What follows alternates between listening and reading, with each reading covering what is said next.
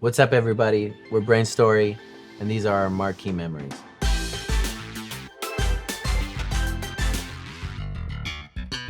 We saw Charles Lloyd together at the Nate Holden Performing Arts Center 2011, I believe. Yeah, we were 21, studying jazz at the time. In our early days, we were like always playing his Yeah. music that he recorded in the 60s, so it was just so cool to see him live. And just like the amount of emotion and his whole soul that he put into his performance. You could just feel it. Yeah. Going to school and studying too was like, you could just be really focused on being technically really good and not have a emotive quality to your playing.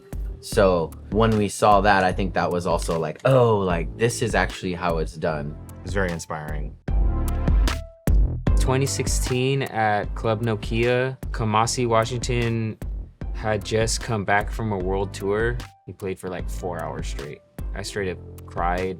He was bringing back a spirituality that is kind of rare in jazz. It was like a non-denominational church going to see him play.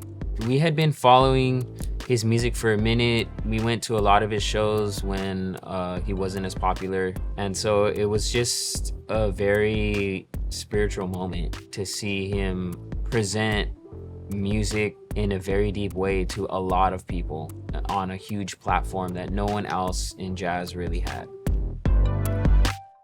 This is throwing it back to when I was 13. It was 2003 at UCSD. My sister got tickets to see the Strokes for me because I was a huge fan. That was like what we bonded over all the time was music. And so, yeah, that was like super special to share that moment. And when they started, they played the song Is This It at the beginning, and I was just like kind of freaking out. I was like, dang, it's really them. And I think the guitar player was like, look at this little kid over here. And honestly, after the whole thing was over, I kind of didn't really remember. It was like I blanked out. It was like too much for my little mind.